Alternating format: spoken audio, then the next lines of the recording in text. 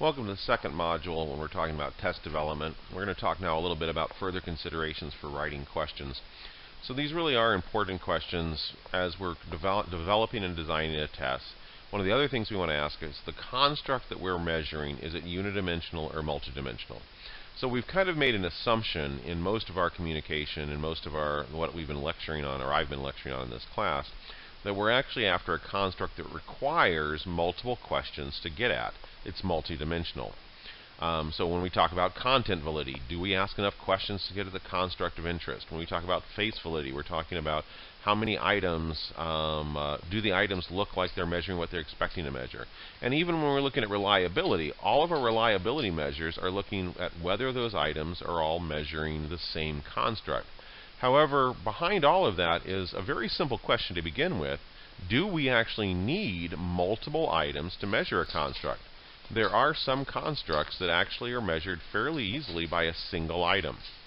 So a unidimensional construct is one that only requires a single question. A good example of this basically is job satisfaction. Job satisfaction generally is involving a fair amount of important subcomponents. So it is a complex construct.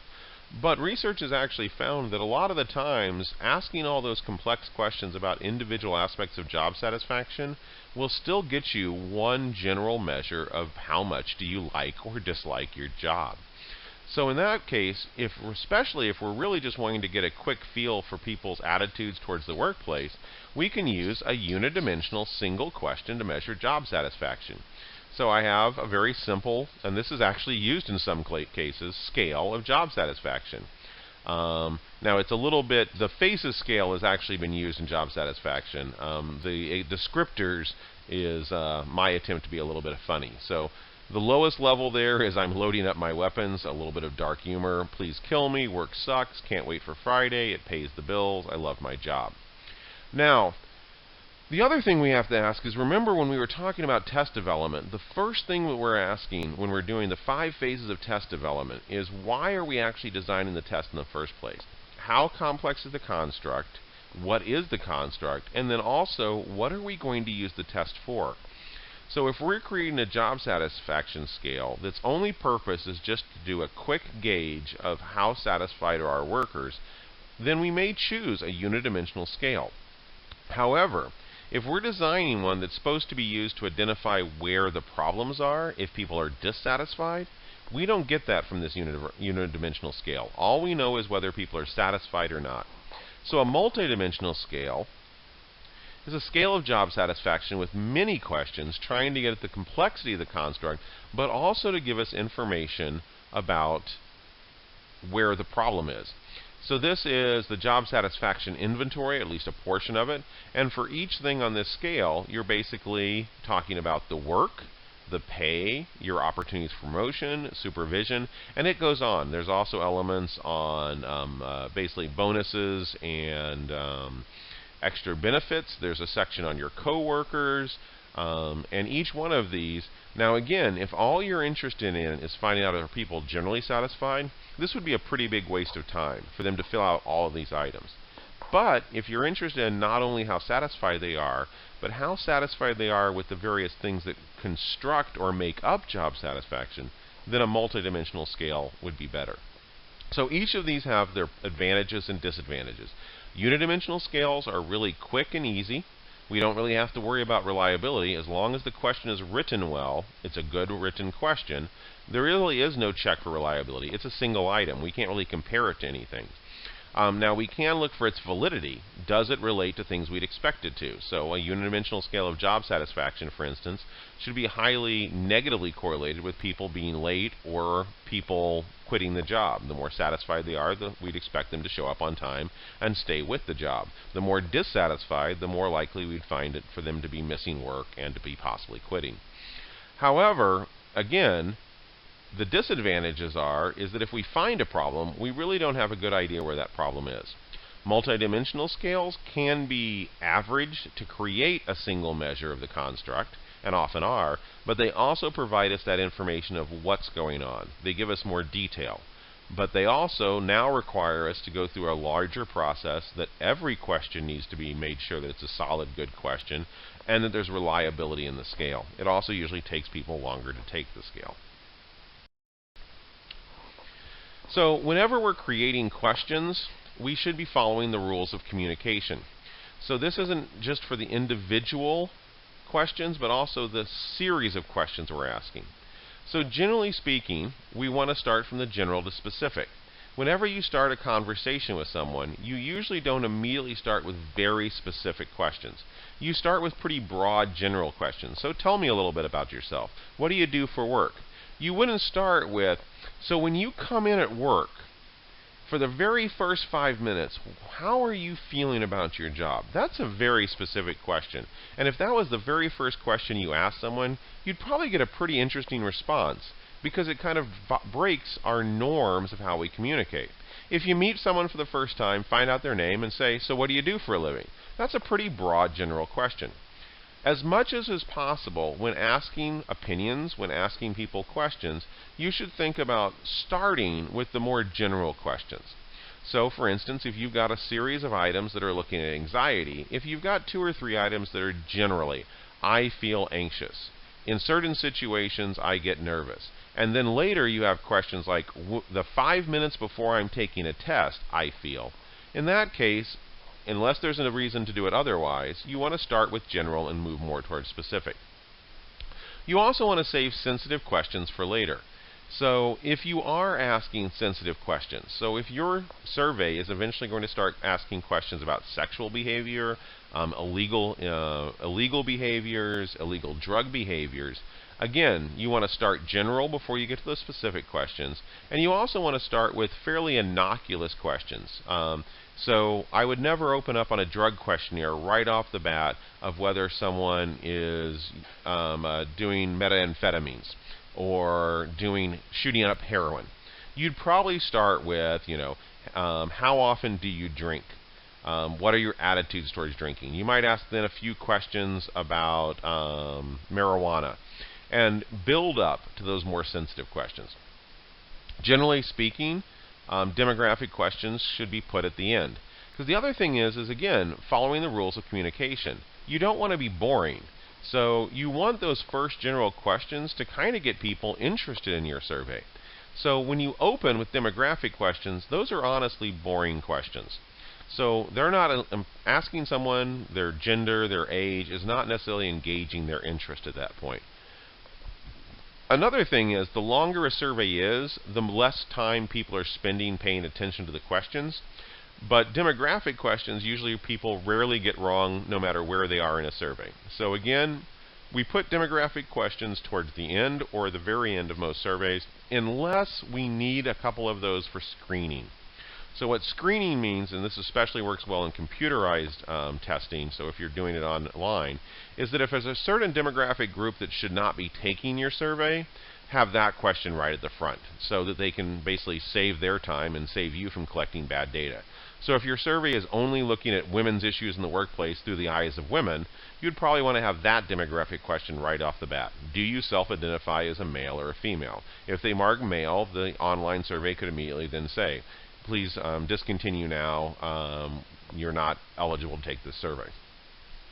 For every question, you want to make sure you provide sufficient instructions. So you want to make sure that people are understanding what the question is asking. Is there a context to that question? So for instance, if you're doing an anxiety scale and what you're wanting is anxiety and dating, but your questions don't necessarily mention dating specifically, you would want to start out with specific instructions. Answer the following questions regarding how you feel prior to going out on a date. Let people know how they're supposed to be interpreting those questions. And also, sufficient instructions include, how are they supposed to respond? Circle only one correct response. Please fill in a single bubble. So again, if your scale is meant, especially if it's a pen and paper scale, to only have one response per item, make sure that you communicate that. You can actually set up on online surveys to where people are only allowed to choose one option, so that's easier. You also want to make sure that you allow for variability. So basically, again, this is making the assumption that you're asking questions that have a continuous response, or multiple responses. So again, remember that idea from the previous set of slides that we want it to be exhaustive and mutually exclusive. So the measurement scale being meaningful is that the response options you provide should capture all reasonable responses to your question. But you also want to make sure that it allows for variability. One of the things that people often have a problem with is basically what's called floor and ceiling effects, and I'm going to give an example of that on the next slide. But what this really refers to is that you have created a strongly worded question that most people are all going to respond the same way to, even though you've given them more options. So floor and ceiling effects. I would like to have $1 million. Disagree to agree. Well, in this case, very, very few people are going to disagree with $1 million. So if we assume that we're making a scale about material greed, this isn't going to give us a lot of ability to look at variability. In fact, almost everyone is going to respond in exactly the same way. This is a ceiling effect. Everyone agrees with the item. You don't get any variability. You can't discriminate against people. You can't use this for correlations. You can't predict anything with this scale. Likewise, material wealth is the only thing that is important to me. Well, again, very few people would actually agree with that. Most people would agree that it's not the only thing. Now, we might get a little more variability, but still we're going to see what's called floor effects. Everyone's disagreeing with the item. Again, hard to run correlations, hard to do prediction. So both of these could probably be fairly well written. So instead of $1 million, depending on the income bracket of the people you're giving this test to, you might want to choose an amount that's a little bit more reasonable, and you may also want to word the question to where they would have to do something they might not want to do to get it.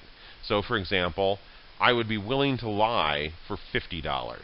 That would probably get a lot different responses, and you might want to make it specifically. I would tell a harmless lie for $50. In that case, if given out to this class, we might find some people disagree completely, strongly disagree. No, I'm not going to lie for $50. A few people, they disagree. I don't know, it depends on the situation. And some people, it's a harmless lie, sure, give me $50. We're going to see variability. So now we're actually getting at individual differences in how they'd handle the situation, which is what we're after. Again, material wealth is the only thing that's important to me. Again, we might want to say material wealth is the primary thing that is important to me. We'd probably get some more variability. Or material wealth is one of the top things that I think about as far as what makes me happy. That again might get us some more variability. So some additional tips for writing questions. One thing to think about with each question is to kind of run through this little thought exercise of think of the sample that you're planning to give these questions to. So who's going to take this test? Do participants have the information? So a lot of times when people come in and talk to me about grad school, one of the first things I ask them is, what's your current GPA? A fair amount of students kind of look at me and go, and they have a guess, but they actually don't know. If we ask people, what are your ACT scores? Some people might remember them, some people don't. I honestly couldn't even guess what my ACT score was at this point. It's not something that's been important to me for many, many years. So when we ask people questions, the first thing we want to know is, do they actually have the information? You also want to be careful about eliciting a certain type of response. So in class, I gave a very quick example. If you were there that lecture day, I basically ran through an exercise where I had the class spell various words. I had them spell mop, I had them spell top, I had them spell, I don't know, some other op word. I don't remember off the top of my head. I had 3 of them. And then I asked them very quickly, what do you do at a green light? And almost everyone said out loud, stop. That's a very good example of basically framing or anchoring effects. The idea that the order of questions starts to actually affect the additional questions. So one of the things we want to think about is the order that we put questions in. And again, this is something you just have to kind of do a thought exercise and ask. Are these questions that I'm asking starting to get people to think in a certain direction? And then is that going to influence later questions I have? So sometimes test developers will try to get around this by just randomly ordering the questions. This can especially be done, again, on an online format where every single person is getting the questions in a different order. This tends to kind of even out the order effects across all your participants. Or, again, kind of thinking about if this is a question that's really going to basically be having people think in a very specific way. So if you're asking a question, for instance, and this is another reason to have sensitive questions towards the end of a survey or questionnaire. But if you're asking a question that when someone responds to it, they're going to be kind of forced to recognize that they have done a behavior that they might not be proud of. If you then follow that with some self-esteem questions, their self-esteem is probably going to be lower at that exact instant. So you might want to put those self-esteem questions earlier, and then the questions that might make them feel bad about themselves later. You want to avoid leading and loaded questions. So loaded questions and leading questions are very similar. Loaded basically means that you put loaded words. So a loaded word, for example, is upset. Anything that, any word that elicits an emotional response is a loaded word. So if you talk about a lot of adjectives, so are you concerned with the staggering debt of the United States of America? Well, staggering pretty much it's a very emotionally loaded word. Leading questions are ones that basically tell you why you shouldn't answer the question in a certain way.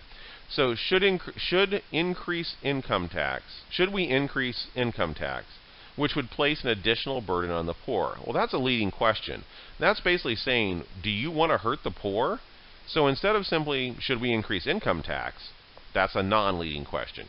Now we can make it a loaded and leading question. Should we drastically increase income tax, which would place an additional and unsustainable burden on the poor? We've actually loaded the question with emotional laden adjectives, and it's also leading people in how to respond. So how upset would you be if your friend smoked pot? Again, this is a leading question and a bit loaded. So upset is an emotional word, but also notice that this assumes that you would be upset. So it's not giving the option to say, I wouldn't be upset at all. It assumes that you should be upset.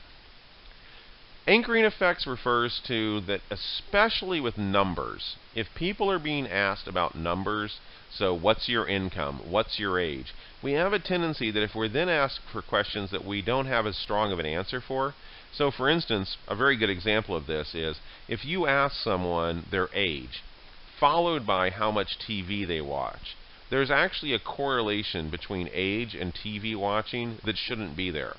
Because age, we all know. So if I say 18, that means that the number that's in my head as I answer the next question is a relatively smaller number, 18. If I answered 75 to my age, it's a relatively large number. The next question you ask, how much TV do you watch? Very few people actually can answer this easily. The only people that really can are those that watch no TV or very little TV. So most people are going to make a ballpark estimate. They're probably not going to sit there and actually think about day by day and add it all up. The people that are younger are going to tend to answer a little bit smaller number, and the people that are older are going to answer a larger number because it's an ambiguous question that we don't have an immediate numerical answer for. You can also do this with guessing things. So basically, if I ask you a multiple choice question and the answer responses are all in the thousands, and then I ask you how many feet a building is, most people are going to put their guess at the height of a famous building somewhere between the highest and lowest number on the previous question. This is, again, an anchoring effect. So it's, again, an example of response order. The question before is now influencing the question after. And where we see it the strongest is with numerical questions. Finally, double-barreled questions. Anytime you write a question, you want to ask, am I asking more than one thing? So if there is an and, an or a but in your question, it often becomes very hard for someone to respond on a forced choice response option to that question in a way that's meaningful. So I am against Governor Rayner, and I think the state of Illinois is going in the wrong direction. The problem with that is that a fair amount of people might agree with both items, but there may be some people that strongly support the governor but do think the state's in the wrong direction, or hate the governor but think the state's going in the right direction. So a double-barreled question is one that's asking two things, which basically makes it hard for the response option to be mutually exclusive and exhaustive. Again, question wording, whether it's positive or negative, has a pretty strong effect. So this is actually from some political polling that was done at various times. So looking at 1940 and 1976, these are two national polls, and in both cases they changed basically a single word. Do you think the United States should forbid public speeches against democracy? So basically banning something. Or do you think the United States should allow public speeches against democracy? Now again, in this case, the only difference in this question is whether we're talking about it from stopping it or we're talking about it from allowing it. So looking at 1976, the question yes to the first question, yes, it should be forbidden. 21% of America in 1976 said that yes, we should forbid public speeches against democracy. However, in the same year, same people, 47.8% said no, we shouldn't allow it. So a lot more people were against allowing it than were against forbidding it. So we don't necessarily like to forbid something in this country. But when we ask, should we allow it? Well, we shouldn't allow it, but we wouldn't be willing to forbid it. So again, one word change, and we're getting very different responses from polling. And again, do you think the United States should forbid public speeches? Again, 78% said no, we shouldn't forbid speech in this country. However, only 50% said that we should allow public speeches against democracy. So anyway, this is just an example again how question wording is very influential on how people respond to questions. And polling companies know this, which is why it's very important again to know who's doing the polling when you look at poll results. So scoring and scaling, this basically is just how do we actually put numerical numbers to the responses that people put on surveys. If they are questions that are not clearly objective, so in other words, the forced choices, scoring usually is simply a process of assigning numbers to the responses people gave. However, there are situations where we may have some interpretation of, especially if it's a paper and pencil, maybe they circled an item, but they kind of circled two. What did they mean? And definitely with open-ended responses, so fill in the blank in essay, we need raters to actually determine what was the attitudes of the person based on the words they put down. Was their option correct or not? And we then want to ask, do we want one or multiple raters? Generally speaking, the more raters we have, the easier it is for us to look for rater agreement and therefore reliability. So when possible, we want multiple raters. We also have to decide, do we allow partial credit versus correct or incorrect? So on a lot of my multiple choice, not my multiple choice, but my fill-in-the-blank questions or essay questions, a lot of times I allow some partial credit. So there was a correct answer, you didn't get it, but the thing that you put down was pretty close to the concept we were talking about. I may give some partial points. And finally, when we're talking about scoring, are instructions and training required? So do we need additional instructions on the test for people to understand it? And maybe even do we need to train people on how to respond? A lot of tests, for example, like the GRE and a lot of online testing, will give you a few sample questions that aren't actually scored. That's a built-in training on how to actually answer the questions. Scoring and scaling can also be, do we decide to weight the items by item difficulty, the effort or time spent, reliability? In other words, are certain items worth more points or not, based on how difficult they are, how hard they are to do. So for example, on the test that you take in this class, I generally give more points sometimes for essay test questions, especially if they're a little bit longer than multiple choice. So I'm giving you more points because of the effort and time required. So we're going to end up this section on item analysis.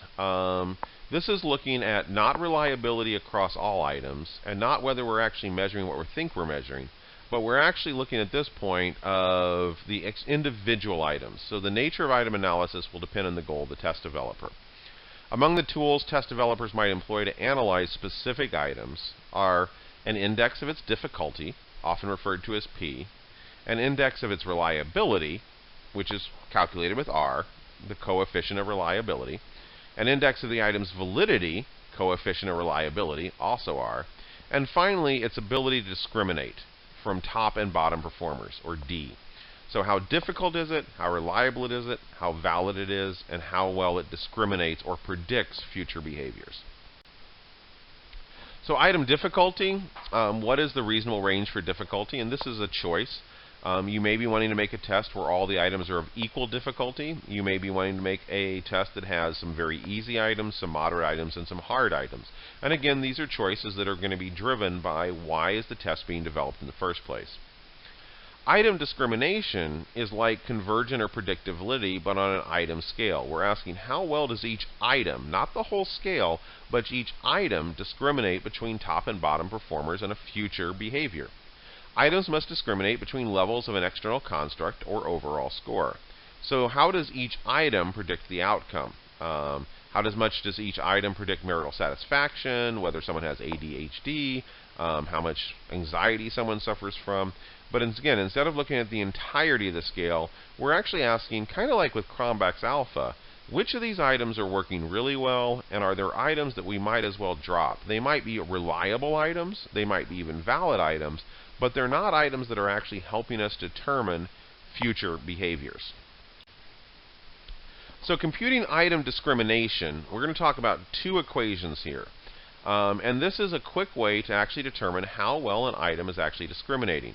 So we already kind of talked about item difficulty in previous slides. So remember item difficulty, that first thing we talked about a few slides ago, that P, that is simply what's the percentage of people that get that item right.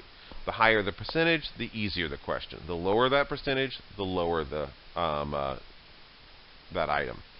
And when we look at reliability and validity, we've talked about both of those well. Again, the higher the reliability, the more we can trust the validity. And those are both calculated with R, basically 0 to 100%.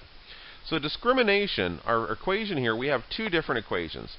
The first equation is from Aiken 2000. It's a fairly simple equation, but the main thing to remember about this equation is this bolded part. This is best when the item has basically the number incorrect or number incorrect are near equal. So we're basically looking at items with about a 50% difficulty. So when we have that, we can actually use this equation. So U is the upper half and L is the lower half. So what we're doing here is we have an item, and that item has difficulty of about 50%. So we now are going to use to determine how well the item discriminates between good and bad totals score on the test. So we're looking at the item versus the total test. So for instance, if the number of correct of the upper portion of the test in the number correct in the lower portion. So what this means is that we take the entire everyone that took the test, and we divide them in half to where U and L are basically somewhat equal. So again, we take the top test performers and the bottom test performers. And then we take the individual item and ask, of the top performers, the upper performers, the U, how many of them got this question right? And then of the lower performers, how many people got this question right? So these are the two amounts. And so if we have, in this case, we've basically got a total of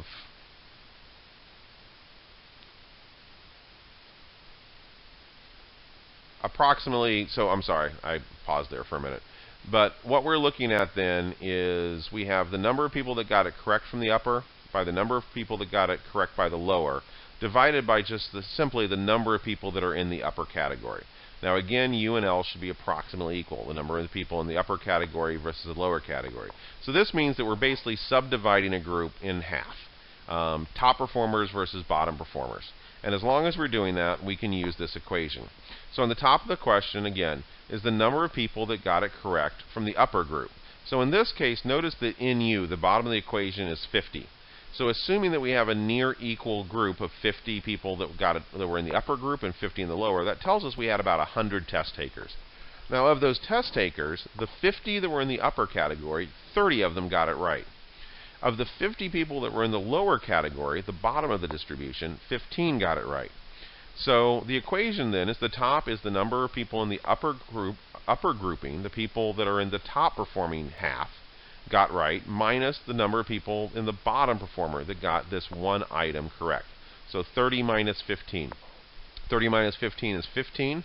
The bottom of the equation is simply the total number of people that were in that upper distribution, your top performers. And that's 50. So 15 divided by 50 equals a D of 0.30.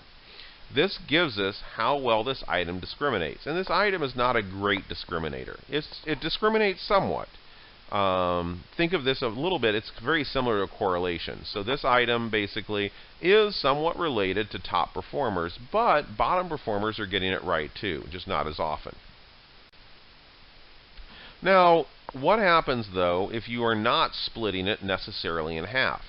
So again, that previous equation was based on the idea that we actually have an equal number of people in the upper group versus the lower group.